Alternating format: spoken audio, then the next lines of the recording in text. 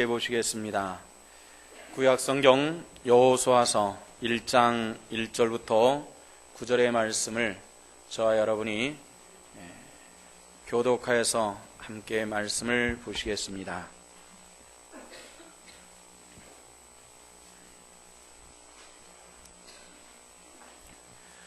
여호와의 종 모세가 죽은 후에 여호와께서 모세의 수종자 눈의 아들 여호수아에게 말씀하여 이르시되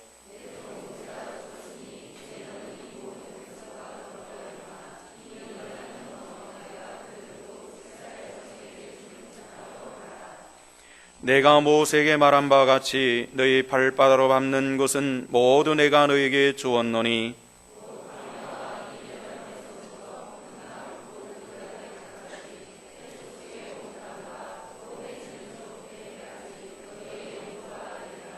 내 평생에 너를 능히 대적할 자가 없으리니 내가 모세와 함께 있었던 것 같이 너와 함께 있을 것임이라. 내가 너를 떠나지 아니하며 버리지 아니하리니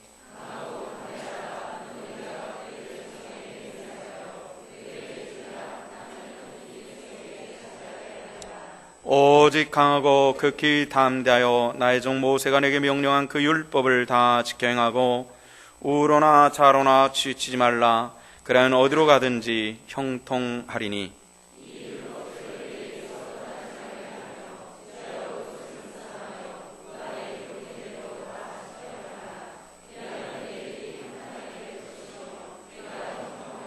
함께 내가 내게 명령한 것이 아니냐. 강하고 담대하라. 두려워하지 말며 놀라지 말라. 내가 어디로 가든지 내 하나님 여호와가 너와 함께 하느니라 하시니라. 아멘. 미국의 흑인 중에서 알렉스 헨리라고 하는 사람이 있습니다. 소설가인데요. 이 알렉스 헨리라고 하는 사람이 인텔입니다. 많이 배우고 똑똑한 사람인데도 불구하고 미국 사회에서 이 피부색을 까만 피부색을 가지고 자기 뜻을 펼친다고 하는 것이 굉장히 어렵다라는 이런 현실의 벽에 부딪히게 됩니다. 그래서 이 알렉스 헨리라고 하는 사람이 도대체 우리 조상은 어디에서부터 왔으며 우리는 왜 이 미국 땅에서 이 검은 얼굴로 살아가면서 사회적인 약자로 불이익을 받아가며 살아야 되나 하는 것을 조사하기 시작을 했습니다. 자기로부터 9대 위로 거슬러 올라가니까 킨타쿤테라고 하는 한 소년이 나옵니다. 이 소년이 해변가에서 놀다가 백인들 노예 사냥꾼에 의해서 붙잡혀가지고 강제로 미국에 와서 노예로 사는 이런 과정이 있었습니다. 그래서 9대를 걸쳐가지고 자기가 태어났는데, 그래서 그 킨타쿤테가 붙잡혀서 자기가 태어나는 이런 과정이 있었던 흑인들의 슬픔을 이 뿌리라고 하는 소설을 통해서 발표를 했습니다. 꽤 두꺼운 책 2권으로 만들어진 그런 책인데 이것이 다시 드라마로 만들어져 가지고 우리나라에서는 1976년도에 방영된 그런 적이 있었습니다. 거기 영상 중에서 이런 게 나옵니다. 비록 노예로 태어났지만은 인간의 존엄성에 대해서 어찌됐건 한거를 해보려고 하는 한 흑인 노예가 백인에 의해서, 주인에 의해서 죽임당하는 그런 과정입니다. 커다란 가마솥에 넣어가지고 산채로서 끓여 죽이는데 그 밤새도록 이 커다란 가마솥에 불을 뗀 사람이 누구냐면은 그 흑인 노예의 사랑했던 여자, 또 그 여자 역시도 흑인 노예인데요. 밤새도록 눈물을 흘리면서 자기가 사랑하는 남자를 끓이는 그 소스에 장작불을 넣는 그런 것이 있습니다.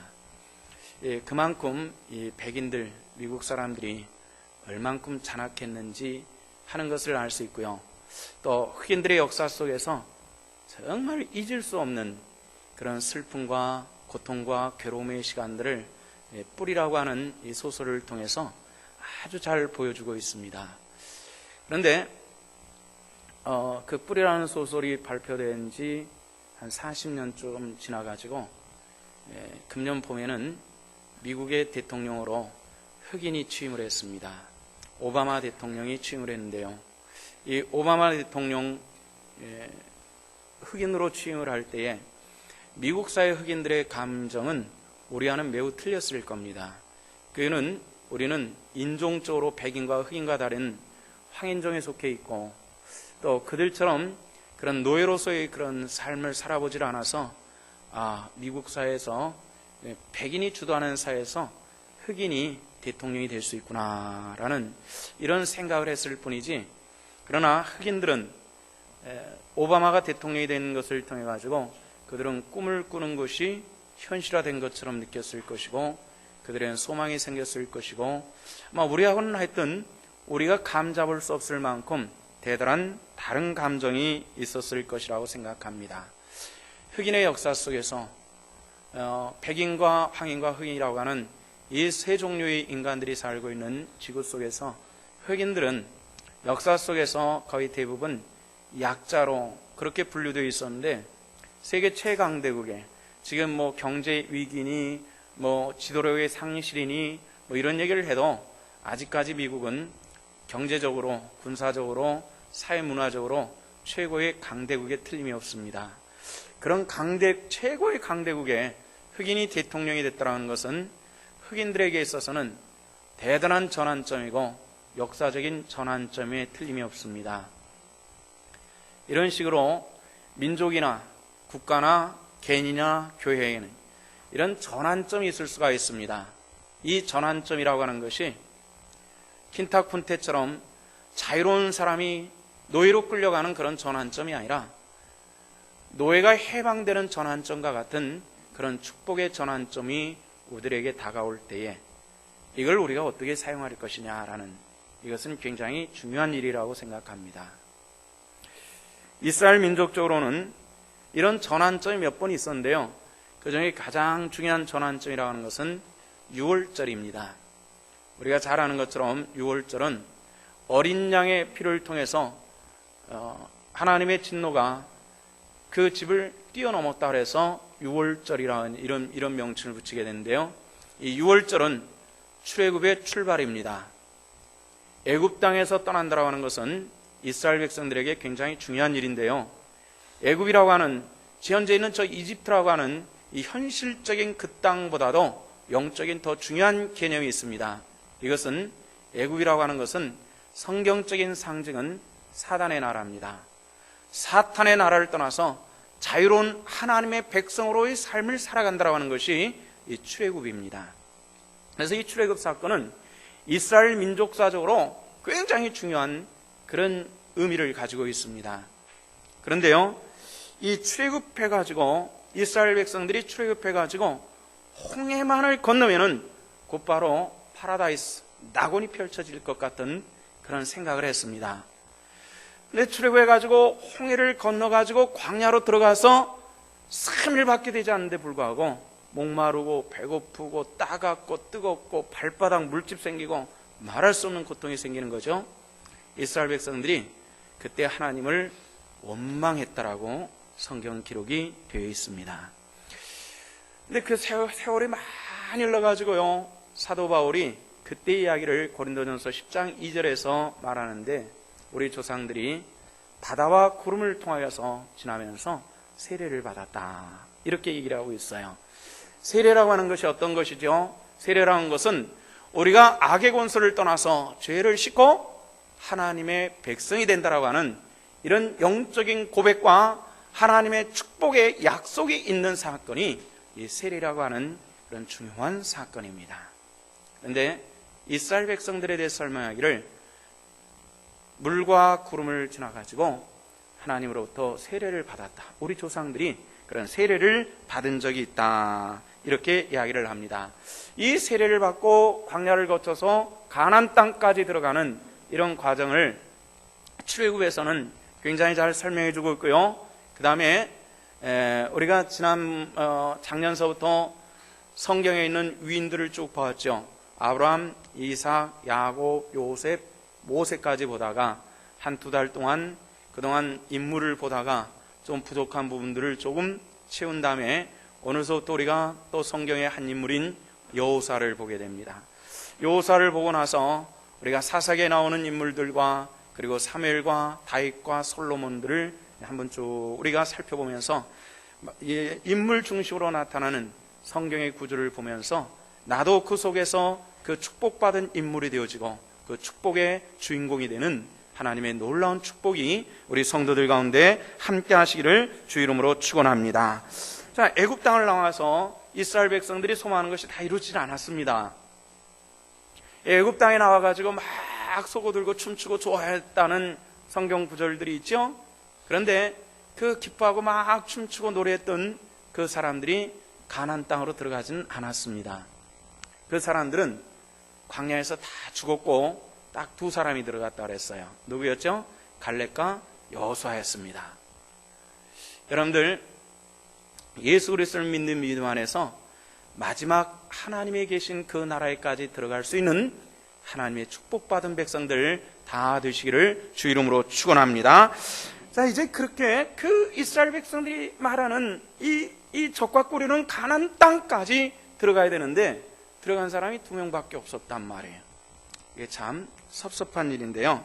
가나안이 우리에게 주는 가나안 땅이 우리에게 주는 교훈이 있습니다.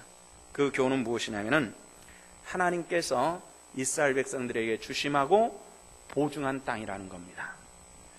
저와 여러분들이 예수 그리스도를 주로 영접했을 때에 이스라엘 백성들이 가나안 땅을 하나님으로부터 보증받던 저와 여러분들이 보증받은 것이 있다는 것 여러분들 아셔야 됩니다. 무엇을 보증받으셨습니까? 보증받은 것이 무엇입니까? 죄로부터 떠나서 죄를 도말해 주시고 하나님 백성 되게 하셨음을 보증하셨음을 믿으시기를 바랍니다. 이 가나안 땅은 하나님께서 보증하신 땅이라는 건데 3절과 4절 말씀에 보면은 이런 말씀이 있습니다. 내가 모세에게 말한 바와 같이 내 발바닥으로 밟는 곳은 모두 내가 너에게 주었노니 곧 광야와 이레바논에서부터 큰 강 곧 유브라데 강까지 해쪽 속에 온 땅과 또 해준 쪽 대까지 너희 영토가 되리라. 이렇게 말씀을 했습니다. 그 땅은 하나님께서 약속하신 땅이기 때문에 반드시 너와 내 자손에게 주리라. 이렇게 말씀하신 겁니다. 예수 그리스도를 믿는 믿음의 사람들에게는 첫째는 죄사함의 축복과 하나님의 자녀가 되게 하시는 놀라운 축복과 은혜를 우리 가운데 허락하여 주신 줄로 믿습니다. 이것이 보증입니다. 누가 보증 씌웠냐면은 하나님께서 보증 씌웠다는 겁니다. 이 놀라운 축복 가운데인데, 그런데 문제는 그 가나안 땅에 들어가서 이스라엘 백성들은 어떠했느냐를 보면 알 수가 있는데, 그 가나안 땅에 들어가는 초입에서부터 편안하지는 않았습니다. 어떻게 편안하지 않았죠? 싸워야 되는, 여리고성에 싸워야 되고 또 가나안의 선주민들 그 족속들과 같이 싸워야 되는 이런 문제가 있었고요. 또 그 안에서도 죄의 문제를 통해 가지고 아간의 문제를 통해 가지고 또 죽어가는 이런 사건들이 또 나타났다라는 것을 우리가 성경을 통해서 잘 알 수 있는데, 이것이 우리에게 주시는 교훈은 무엇이냐면 하나님의 약속은 잘 포장되고 예쁘게 포장되고 잘 요리된 그런 음식과 같은 것이 아니라는 겁니다. 그것을 우리가 알 수 있는 것이 1장 6절에 보면은 나타나 있습니다. 6절 말씀을 우리 같이 한번 읽어보도록 하십시다. 다 같이 시작. 강하고 담대하라. 너는 내가 그들의 조상에게 맹세하여 그들에게 주리라 한 땅을 이 백성에게 차지하게 하리라. 아멘. 자, 이제 하나님께서 40년 광야 생활을 다 마쳤어요. 그리고 모세는 그 40년 광야 생활의 리더인 모세는 느보산에서 세상을 떠나요. 하나님께서 불러가시죠. 그리고 하나님께서 모세의 후임자로 여호수아를 세우는 겁니다. 그리고 하나님께서 여호수아에게 이제 이 이스라엘 백성들을 이끌고 요단강을 건너서 약속하신 가나안 땅까지 끌고 갈 이 지도자는 누구냐면 여호수아인데, 여호수아와 함께 약속을 하시는 겁니다. 그 약속은 무엇이냐면은 제일 먼저 하시는 말씀이 뭐냐면은 자, 마음을 담대하라. 강하고 담대하라. 이렇게 말씀하시는 거예요. 굉장히 좋은, 하나님께서 약속하시는 성경에 말씀하신 대로 적과 꿀이 흐르는 가나안 땅으로 들어가는데 강하고 담대하라 이렇게 말씀하시는 거예요. 한번 생각해 보세요. 요즘에 에버랜드가 참 이쁜 때일 거예요. 이 봄철에 가본 지도 한 10년 된 것 같은데요, 굉장히 아름다운 때일 거예요. 그런데 우리가 중학교 정도 다닌 나이에게 일일 자유 티켓을 끊어주면서 김밥을 말아주고 에버랜드를 보내면서 우리가 에버랜드를 그 아이를 보내는 부모라면은 무슨 얘기를 해줄까요? 실컷 놀다 와라, 재밌게 놀다 와, 이렇게 얘기할 거예요. 그런데 이렇게 혹시 얘기하실 분이 계십니까? 다 이렇게 매만져주면서 애야, 그것은 무서운 곳이란다, 강하고 담대해야 돼, 이렇게 얘기하지 않을 거예요. 왜냐하면요, 그것은 굉장히 아름답고 굉장히 즐겁고 굉장히 재밌는 곳이기 때문에 아주 재밌게 실컷 놀다 와라, 재밌게 놀다 와, 이렇게 얘기를 하지 강하고 담대하라 이렇게 하지 않을 거예요. 그러면 가나안 땅에 들어가는데 그 목매도 잊을 수 없는 430년 동안의 노예 생활과 40년 동안의 광야 생활을 지나가지고 드디어 이제 요단강을 건너가지고 가나안 땅으로 들어가는 그 지도자에게 강하고 담대하라 이렇게 말씀하시는 하나님의 계획이 어디 있을까, 이렇게 생각해보는 그런 내용입니다. 성도 여러분들, 신앙생활은 잘 포장된 그런 음식과 같은 것이 아니라는 것을 기억하시길 바랍니다. 신앙생활에 승리하기를 원하시면은 강하고 담대하시고 마지막까지 승리할 수 있는 하나님의 권속들 되시기를 주 이름으로 축원합니다. 이 신앙에, 우리가 지금 이 지상교에서 신앙생활하는 것은 광야 같은 것입니다. 우리가 마지막까지 싸워서 승리해야 되고, 우리 주님께서 이셨으니 그 말씀을 따라갈 때 또한 우리는 반드시 승리하는 복된 자리에 서게 될 줄로 믿습니다. 약속된 땅은 그렇게 잘 준비되고 포장되어진 땅이 아니기 때문에 그렇습니다. 자녀를 진심으로 사랑하는 부모는 자녀에게 고생을 시키기를 원합니다. 어렸을 때부터 뭐든지 다 해줘버리면은 아이들의 자립성이 생기지를 않는다는 거예요. 그래서 아이들에게 어찌됐건 때로는 이런저런 고생을 시키는 것이 지혜로운 부모들의 모습입니다. 제가 아이를 키울 때는 뭡니까? 이 피부병 많이 나는 게 뭐죠? 아이들? 아토피라는 말은 못 들어봤어요. 그런데 우리 아이가 초등학교 졸업할 무렵에 우리 교회 새롭게 등록한 분이 아이가 얼굴이 막 이상하고 목이 이상해, 그렇게 왔어요. 알고 보니까 그게 아토피라는 거예요. 어린아이가 밤에 잠 못 자고 자꾸 손톱이 막 진물이 흐르고 피가 나는 이런 걸 보는데, 야, 이게 아토피라는 게 꽤 무섭구나, 이런 생각을 했는데, 그래서 아토피가 있구나 이런 생각을 했는데, 최근에는 아토피가 아이들뿐만 아니라 어른도 걸리는 것이더라고요. 처녀아이가 아토피에 걸린 걸 봤어요. 사람인데도 막 벅벅벅벅 긁는데요, 아주 얼굴이 빨개가지고 피가 나고요. 그런데 그 처녀가 가슴을 이렇게 하더니 그 위에다가 가슴을 긁어요. 얼마나 가려우면은 부끄러운 줄 모르고 자기 가슴을 긁는 그 모습 들으면서, 야, 아토피가 굉장히 무섭구나, 이런 생각을 했는데, 아토피가 환경 호르몬을 통해서 온다 그러죠. 그래서 음식물과 또 우리가 거하는 이 환경을 통해서 그 아토피 피부염이 생긴다 그래요. 근데 그런 가운데서도 우리 교회도 부모들을 가만히 보면요, 아이들을 쉽게 키우는 분들이 있어요.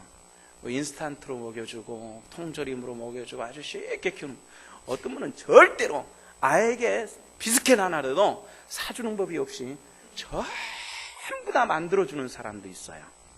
근데 인스턴트 식품은 표준적으로 우리 입에 잘 만들어서 되어진 것이기 때문에 아이들 입맛에 쫙쫙 맞게 마련입니다. 그리고 쉬워요. 그리고 우리가 만드는 것보다 분량도 더 쌀 수도 있고 많을 수도 있어요. 그런데 늘 그렇게만 먹으면은 아토피 피부병뿐만 아니라 성인병에 걸리기가 쉽다는 겁니다. 근데 제가 지금 무슨 얘기하는 거죠? 음식 강조하는 게 아니거든요. 지금 제가 하고자 하는 얘기는 뭐냐면은,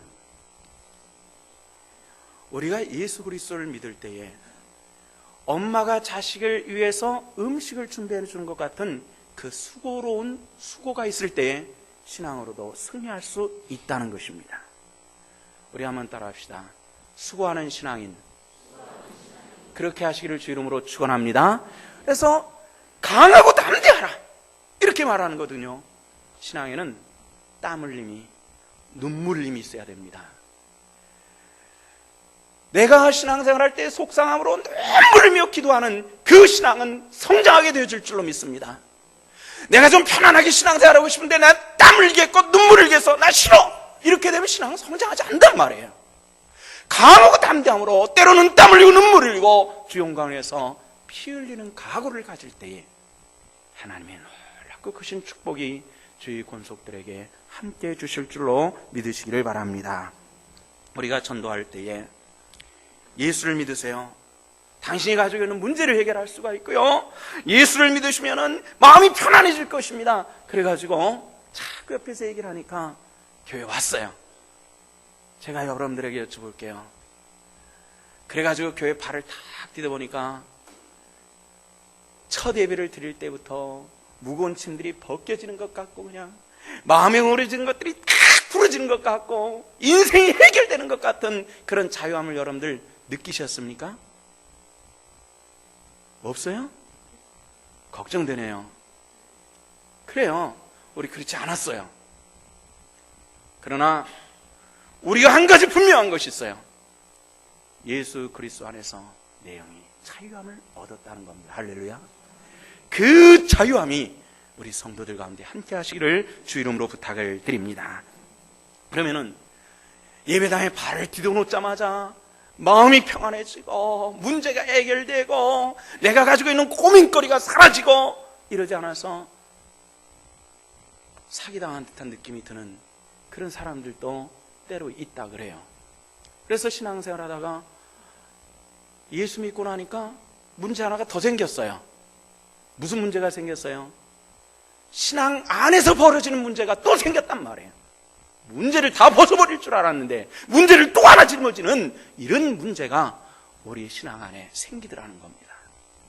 오늘 말씀을 잘 들어보시고 하나님 은혜 안에서 이 문제가 어떤 문제인가를 내가 분별하고 마지막에 주님 앞에 설 때 부끄러움이 없는 하나님의 권속들 되시기를 주 이름으로 부탁을 드립니다. 우리가 주 은혜 안에서 하나님께서 여호수아에게 이런 말씀을 하고 계셔요. 뭐라고 하셨냐면은 여호수아서 1장 8절 말씀입니다. 1장 8절 말씀 우리 다 같이 한번 함께 읽어보십니다. 다 같이 시작. 이 율법책을 내 입에서 떠나지 말게 하며 주야로 그것을 묵상하여 그 안에 기록된 대로 다 지켜 행하라. 그래야만 내 길이 평탄하게 될 것이며 내가 형통하리라. 아멘. 이 율법책이라고 하는 것은 뭐냐면 하나님의 말씀이에요. 그래서 율법책이라는 말을 말씀으로 변환시켜서 제가 말씀을 드리겠습니다. 이 말씀을 내 입에서 떠나게 하지 말며 주야로 그것을 묵상하며 그 가운데 기록된 것을 다 지키라. 그리하면 뭐라 그랬어요? 이건 여러분들이 약속이니까 여러분들 읽으셔야 돼요. 자, 뭐라 그랬어요? 내 길이 평탄하게 될 것이라 내가 형통하리라. 믿습니까? 9절에도 그 말씀이 나와요. 9절에도 그 말씀이 7절에도 7절 하반절에 보니까 내가 어디로 가든지 뭐라고요? 형통하리니. 성경에 형통, 방통 이런 말씀들이 기록된단 말이에요. 여러분들이 예수 안에서 하나님께서 주신 이 형통의 체험자가 되시기를 주 이름으로 축원합니다. 그래야 위해서 우리가 해야 될 것이 있습니다. 그것은 뭐냐면은 하나님의 말씀을 떠나지 말란 말이에요. 뭘 떠나지 말라고요? 말씀에서 떠나지 마십시오. 말씀에서 떠나지 않으면은 하나님의 약속이 우리 가운데 이루실 줄로 믿습니다. 출애굽기 17장 14절에서는 하나님께서 여호수아에게 이 말씀을 주신 얘기가 나와요. 모세에게 말씀하셨죠. 이것을 책에 기록하여 기념하게 하고 여호수아의 귀에 외워 들려 주어라, 이렇게 말씀. 여호수아의 귀에 이것을 외워 들려 주어라, 말씀해 주어라, 여호수아가 듣게 해 주어라, 이렇게 말씀해 주셨어요. 여호수아는 출애굽기 17장에서부터 모세로부터 그 하나님께서 모세의 지도자로 삼을 것을 아시고 모세는 여호수아에게 지속적으로 말씀을 가르쳐 주었어요. 여호수아는 이 말씀을 들었던 거예요. 이 말씀을 붙들고 여호수아는 또다시 하나님 앞에 섰어요. 그리고 가나안 땅에 들어가기 초입에서 모세는 죽고 여호수아가 그 마지막 지붕을 붙잡고 있을 때 하나님께서 여호수아야, 내가 내게 한 말씀을 너는 다 지켜 행하라. 그래야만 내가 너를 형통케 하리라, 이렇게 말씀하신 거예요. 할렐루야. 이 형통함이 여호수아에게만 주신 것이 아니라 오늘 저와 여러분들에게 주신 하나님의 축복인 줄로 믿습니다. 제가 전에는 참 똑똑했어요.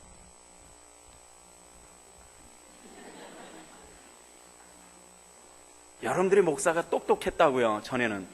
그래서 뭐 기계 하나만 사면요, 하루 정도 되면 그거 전부 다 기능을 익혀가지고 했어요. 근데 요즘엔 그게 안 돼요. 안 돼가지고 전화기를 하나 사면은 이 조그만한 전화기에 뭐 기능이 요만큼 적힌 매뉴얼이가 이렇게 딸려와요. 한 벽 몇십 표씩 되는 게. 근데 그 중에 제가 쓰는 게 아마 10분의 1도 안 되는 것 같아요. 겨우 문자 보내는 거. 근데 제 나이 돼도 문자도 못 보낸 사람도 있긴 있더라고요. 문자 보내는 거, 뭐 이런 정도밖에 못해요. 근데 어쩌다가 딴 사람이 하는 것 보면 그런 것도 있어? 내 것도 되나? 그러면은 그게 된대요, 제 것도. 근데 한 번도 안 해봤어요. 그럼 그 다음에 어떻게 해야 돼요? 제가 그런 걸 하기 위해서는 뭘 해야 돼요? 매뉴얼이 찾아봐야 돼요. 매뉴얼을 다 찾아본 다음에 그 다음에 연습을 해야 돼요. 연습을 한 다음에 그 다음에 제대로 기능을 익히는 거예요. 다시 말해서 매뉴얼이가 없으면은 이거 아무리 좋은 핸드폰 가지고 있어도 헛일이란 말이에요. 헛일이에요. 그래서 매뉴얼을 꼭 놔뒀다가 하고 싶은 거 있으면은 그 매뉴얼을 열어서 읽어보는 거예요. 하나님께서는 우리에게 성경에 많은 약속과 축복을 주셨는데 겨우 기능이 우리는 한 가지밖에 지금 사용을 못하고 있어요. 그 기능이 뭐예요? 아주 기초적인 기능이에요. 전화 오고 받고 문자 보내는 기초 기능만 사용하는 것처럼 핸드폰 가지고 기초 기능밖에 없어요. 우리 신앙이 어떤 기초예요? 예수 믿으면은 뭐 받는다? 그거밖에 없어요. 그거밖에 신앙이. 좀 나가야 될 거 아니에요. 주신 거 받아 먹어야 될 거 아니에요. 근데 없어요. 뭐냐면은 매뉴얼이 없어요. 매뉴얼은 뭐예요? 하나님의 말씀인 줄로 믿으시기를 바랍니다. 하나님의 말씀 좀 보세요. 하나님의 말씀. 저는 이 프로젝트가 참 사용하기는 좋은데 어떤 면으로 저게 교인들 망쳐놓는다고 생각해요. 우리는 요게 보통 교회들이 설교 시간에 본문 읽을 때 이거 내려가지고 성경 본문 읽고 찬송도 여기서 띄워서 하다 보니까 요즘에는 교회 가는 사람들이 어디 가요? 교회 가요. 그런데 성경책이 없어. 왜냐하면 여기 다 띄워주니까. 저는 이거 절대 안 띄울 거예요. 가지고 다니세요. 하나님의 말씀이 없어요. 말씀이 이 도대체 어떤 문제가 있으면 이런 문제가 성경에서는 어떻게 말씀하시는지 이건 몰라요. 찾아본 적이 없어요. 본 적이 없어요. 이게 문제예요. 하나님의 말씀을 찾아보시길 바라고요. 그 말씀을 가까이 묵상하시기를 바라고요. 그 말씀 묵상된 것을 행할 때에 하나님의 약속된 은혜가 우리 가운데 함께해 주실 줄로 믿습니다.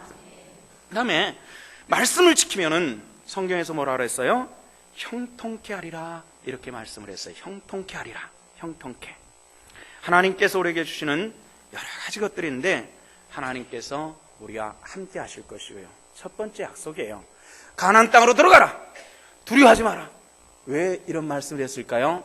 그 이유는 이 느보산에서 이렇게 내려다보면요, 저 아래 요단강이 있고요. 그 요단강에는 평야가 이렇게 펼쳐져 있는데 그 평야 저 끝에, 그러니까 느보산에서 저 끝에 한 10km 정도 보면은 굉장히 높은 절벽이 있어요. 그게 예수님께서 시험 받은 시험산인데요. 그건 이쪽에서는 올라갈 수 없는 어마어마하게 높은 절벽이 있어요. 그리고 그 절벽에 골짜기가 나 있는데요. 그 골짜기를 통해서 가나안 깊숙이 들어가는 예루살렘으로 들어가는 길인데 그 길목 들어가는 초입에 여리고성이 딱 버티고 있는 거예요. 아주 견고한 여리성이 딱 버티고 있으니까 그 느보산에서 가나안 땅으로 들어가려고 저쪽으로 보니까 그 골목을 지나가야 되는데 그 골목에 한번 생각해 보세요. 어린아이가 엄마 심부름을 해가지고 10,000원짜리를 쥐고서 저 골목을 지나가지고 심부름을 해야 되는데 그 골목에 깡패가 딱 버티고 서가지고 노리고 있다면 그거 어떻게 지나가겠어요? 이런 형상이거든요. 그러니까 여호수아나 백성들이나 저걸 어떻게 하면 좋으냐 이런 생각을 할 수밖에 없어요. 그때 하나님께서 여호수아에게 말씀하시기를 강하고 담대하라. 내가 너희와 어떻게 함께하리라. 믿습니까? 강하고 담대하라. 내가 너희와 함께하리라. 이렇게 말씀하시는 거예요. 그리고 우리를 붙잡아 주시는 하나님의 놀라운 축복으로 역사해 주시는 줄로 믿으시기를 바랍니다. 그래서 강하고 담대하라. 내가 너희를 형통케 하리라. 이스라엘 백성들을 보내는데 이스라엘 백성들이 뭐예요? 오합지졸이거든요. 광야에서 태어나가지고 훈련을 받아봤어요. 뭐 해봤어요? 이 오합지졸인데 여리고성은 훈련된 군대가 위침을 받을 수 있는 최전방에 있는 그런 견고한 성이기 때문에 최정예 군대가 지키고 있는 그런 곳이에요. 쉽게 말하면 저쪽에는 탱크를 준비하고 있는데 여기는 소총 가지고 덤벼들려고 하는 이런 상황 속에서 여호수아야 무섭지? 그러나 걱정하지 마라. 내가 너희와 함께 할 것이니까 이렇게 말씀하시는 거예요. 하나님, 우리를 세상에 보내시고요. 우리가 싸울 것은 눈에 보이는 것으로 싸우는 것이 아니라고요. 우리가 싸워야 될 것은 눈에 보이지 않는 것들과의 싸움인데요. 내 안에는 악한 권세와 눈에 보이지 않는 이 악의 영들에 대해서 싸울 때에 하나님께서 우리와 함께 하시는 것이 성령으로 역사해 주실 줄로 믿으시기를 바랍니다. 이 권능으로 우리가 승리하는 거예요. 이것이 하나님의 백성의 영적인 모습인 것이죠. 성도 여러분들, 우리는 매우 연약한 존재일지라도 하나님께서 우리와 함께 해주신다는, 너희가 이 말씀을 지켜 행한 내가 너희를 형통케 하리라는 이 말씀을 붙들 수 있어야만 합니다. 저는 뭘 키우는 게 참 재밌어요. 좋아요. 키우는 거에서 이렇게 집중하다 보면은 스트레스도 풀리고 그래요. 저희 집에 우리 세 식구 말고 숨 쉬는 동물이 또 한 30마리 있어요. 뭐가 있을까요? 뭐요? 물고기가 있어요. 물고기. 두 종류 물고기인데요. 요만한 어항이 2개가 있어요.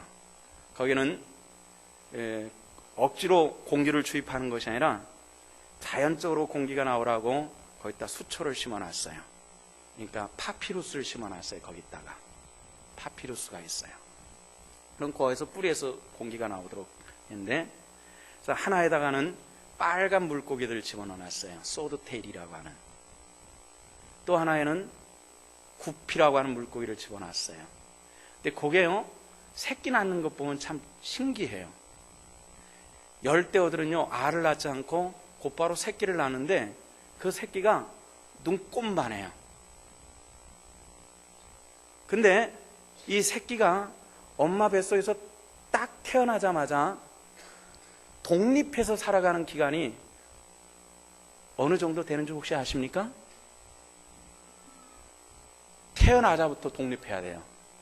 이 열대라는 요 물고기들이 계상해가지고요, 지가 태어나가지고 새끼가 뽀르륵 도망가는데 그걸 딸랑 쫓아서 먹어 쳐버려요. 짐승이니까 이렇게 표현할게, 쳐먹어버려요. 곧바로 가서 먹어버려요. 그러니까 태어나자마자 엄마도 적이에요. 그러니까 제일 싸게 깔아놓은 그 수초 숲으로 타다다닥 도망가 버려요. 한 배에 한 20마리 놔도요, 결국은 다 자랄 때까지는 2마리밖에 안 자라요. 나머지는 다 잡아먹어버리니까. 태어나자마자 독립해야 돼요. 자, 참고해서 퀴즈입니다. 쥐가 태어나면은 얼마 만에 엄마로부터 독립할까요? 보름 안에 독립해야 돼요. 들판에서 자라는, 야생에 자라는 속가 짐승들, 사슴이라든가 이런 짐승들은 얼마 만에 독립한 줄 아십니까? 6개월이면 독립해야 돼요. 6개월이면은. 근데 사람은 얼마 만에 독립할까요? 제 아들이 26살이거든요. 제가 보기에는 30살에도 좀 어렵지 않겠나. 저놈이 뼈골을 빼먹으려고 그런다면, 저놈이 뼈골을 빼먹는다면, 이 애비 뼈골을 빼먹는다면, 주여 감사나이다. 저게 하나밖에 없었으니까 다행이지. 셋이나 됐으면 어떻게 할 뻔했습니까? 딴 짐승들은, 이 미물들은 태어나자마자 독립하고 1년 안에 다 독립하는데, 사람은 1년 되면은 목사님 우리 애가 걸어요. 그거 손은 벌써부터 걸었다 야. 벌써부터 그런 거. 그게 뭐 대단한 거라고. 그런데요, 이게 인간답게 살려면 또 한 30년은 또 있어야 되니 이거 답답한 노릇 아닙니까? 고등한 동물일수록 좀 느려요.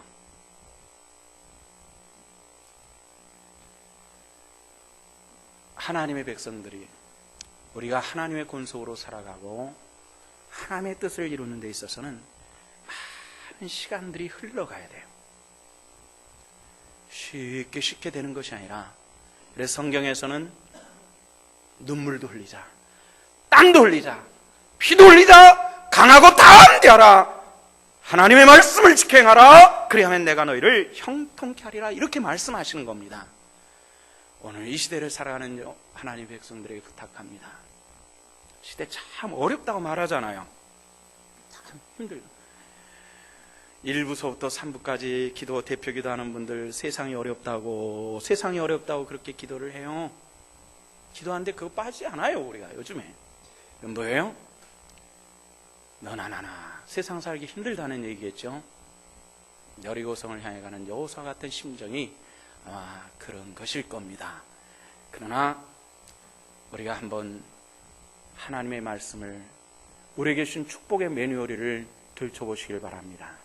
아직도 숨겨진 것이 굉장히 많을 거예요. 그러니까 찾아보십시오. 하나님께서 공급하시는 그 놀라운, 위로부터 공급하시는 그 축복의 은혜를 체험할 수 있는 이런 하나님의 권속들 다 되시기를 주 이름으로 축원합니다. 기도하십시다. 아버지, 은혜를 감사합니다. 오늘 또 여호수아서의 말씀을 보았습니다. 우리에게 깨우침을 주심을 감사를 드립니다. 더 깊은 깨우침을 통해서 하나님의 영광의 도구로 쓰임 받도록 은혜를 더하여 주시옵소서. 예수님 이름 받도록 기도하옵나이다. 아멘.